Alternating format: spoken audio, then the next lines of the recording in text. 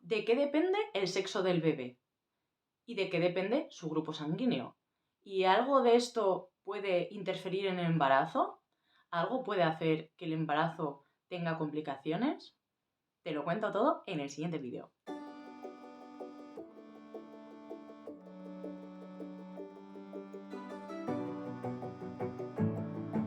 Hola supermamás, ¿cómo estáis? Bienvenidas de nuevo al canal de Yo Voy a Elvira. Yo soy Elvira Otero, soy pediatra de atención primaria y estoy aquí para contarte cosas de salud infantil, cosas interesantes que a ti como mamá implicada te interesan. Así que espero que tengas todas tus necesidades básicas bien cubiertas para poder estar atenta al vídeo de hoy. Hoy vamos a hablar de un par de cosas que siempre generan bastantes dudas y es va a ser un poco clase de biología, también aviso, pero que está muy bien recordarlo, lo que es la base, y también saber cuándo puede dar problemas esto en el embarazo. Por un lado está el saber de qué depende el sexo del bebé, ¿no? Es una cosa como muy frecuente que te preguntan, ay, ¿va a ser niño, va a ser niña? Y hacer bromas con respecto a si uno de los padres no sabe hacer hijos del otro sexo. Por ejemplo, cuando se tienen siempre del mismo. Bueno, pues aquí vamos a ver de qué depende exactamente eso y si realmente se le puede echar la culpa a alguien, entre comillas, ese chascarrillo, o realmente los dos tienen algo que ver. Y por otra parte vamos a hablar de los grupos sanguíneos, de en qué consisten, cómo se generan, qué compatibilidades hay, qué posibilidades hay según sea el grupo sanguíneo de los padres y si según el grupo sanguíneo que tenga el niño puede haber problemas en el embarazo. ¿De qué va a depender el sexo del bebé? Bueno, toda persona posee una serie de cromosomas, un número específico, ¿vale? A menos que haya alguna alteración en el cariotipo. Entonces, todos tenemos 23 pares de cromosomas más otro par de los cromosomas sexuales, que son los que definen pues, cómo van a ser los genitales y el aparato reproductor de esa personita, ¿no? Entonces, son 46 cromosomas en total, más esos otros dos, que son los que determinan si va a ser niño o niña. Bien. Para que una persona sea mujer, estamos hablando de anatómicamente, ¿vale? Ya no voy a meterme en otros temas, anatómicamente, pues sería, los cromosomas sexuales serían los 2X. Y sin embargo, para ser un chico, tendría que ser 1X, por defecto siempre va a haber 1X, y 1Y, ¿no? Bien. ¿Quién da esos cromosomas, ¿no? De los padres. ¿De quién dependen los cromosomas sexuales, que son los que van a dar el sexo del bebé? Pues la mamá, ¿qué cromosomas tiene en los sexuales? Un X y otro X, ¿no? Esto se va a dividir para que cada uno de los gametos tenga uno de esos dos X, con lo cual la madre solo puede dar X como cromosoma sexual. Sin embargo, el padre tiene un X y un Y.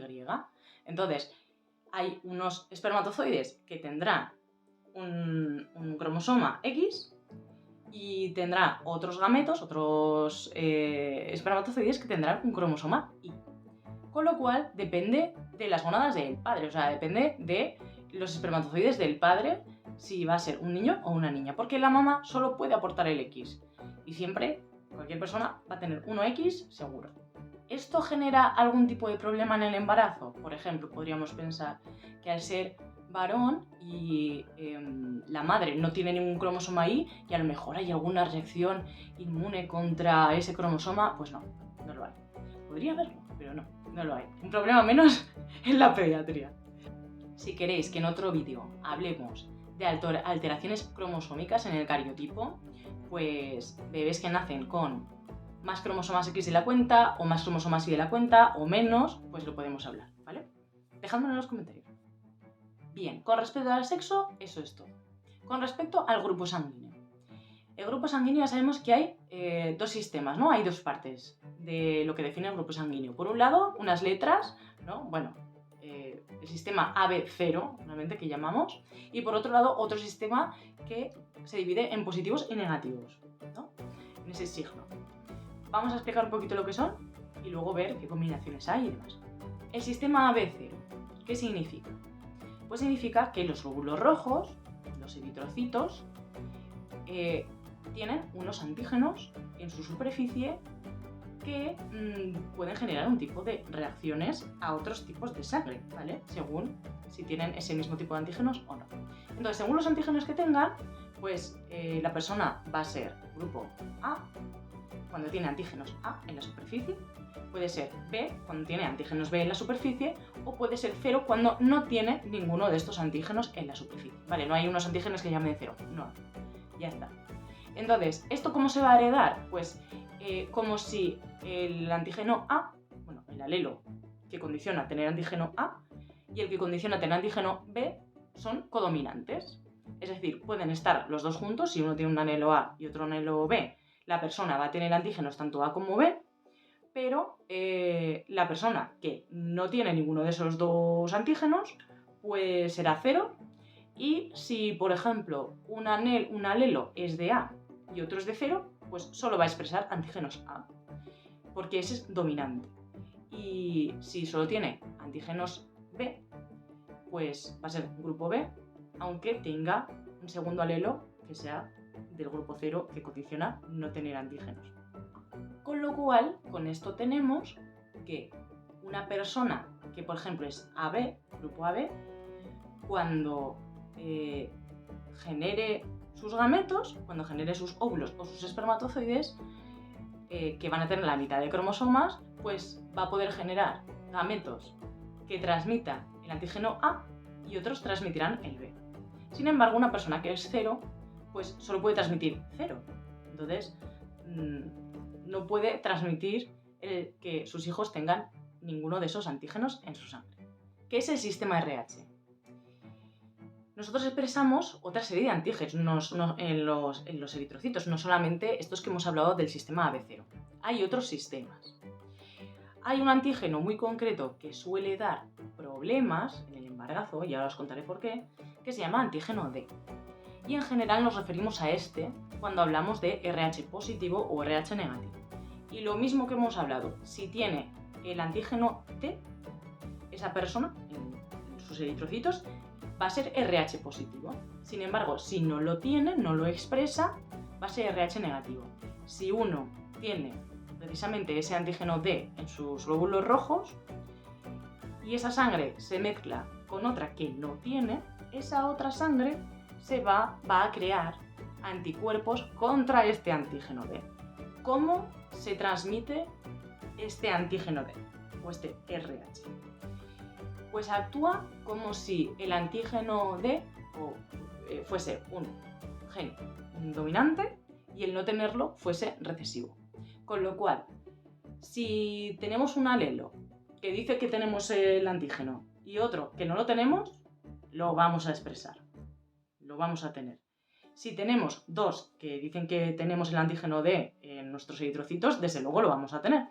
Y si tenemos dos alelos, uno de nuestra mamá y otro de nuestra papá, que dicen que no expresamos ese antígeno, en nuestra sangre no va a haber antígeno D. Entonces vamos a ver qué combinaciones son posibles, ¿no? De mamá, papá y qué grupo sanguíneo pueden tener los hijos. Bueno, en cuanto al sistema AB0, pues hay un montón de combinaciones, pero sí que os voy a poner las que son un poco inverosímiles y las que diríamos, ¿seguro que es el padre? ¿Vale? Si quedas en duda sería como, esto es imposible.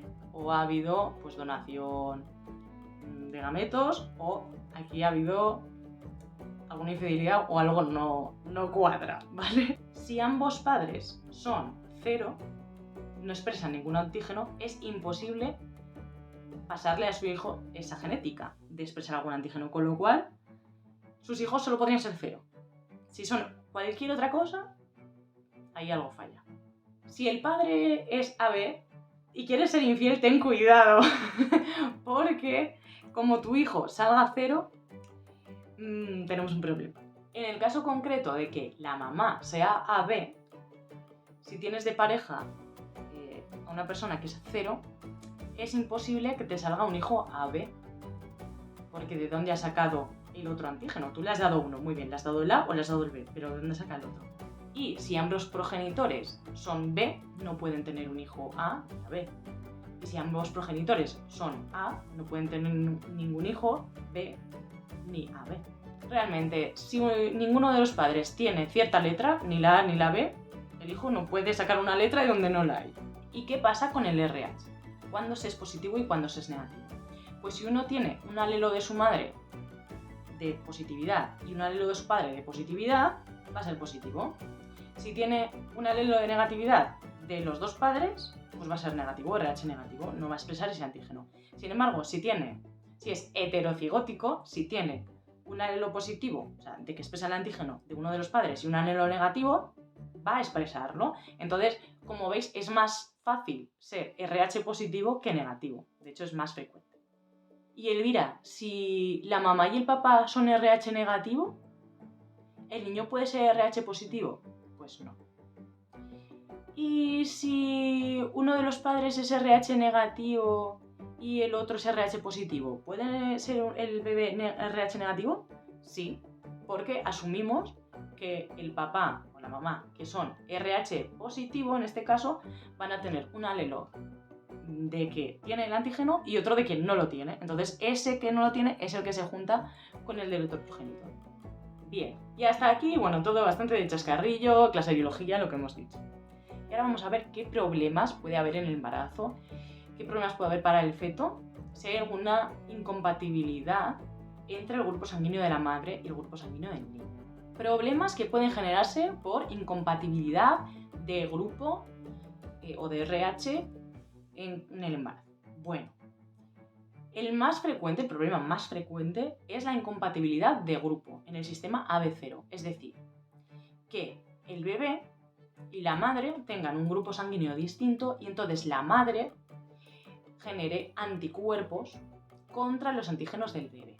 ¿Vale? El que va a sufrir este tipo de proceso es el bebé. ¿Por qué? Pues, a ver, podemos hacerlo como regla mnemotécnica, ¿no? De el bebé es el que es chiquitito y el que está indefenso. Y entonces la madre ya tiene todo su sistema inmune bien generado y es la que va a crear los anticuerpos contra esa cosa nueva que está en su cuerpo y que nota como ajena, ¿no? Para que nos hagamos una idea, para que nos quede en la cabeza. Entonces, es la mamá la que genera los anticuerpos contra el bebé. Con lo cual, si por ejemplo la madre es 0 y el bebé es B, la mamá puede generar anticuerpos contra B.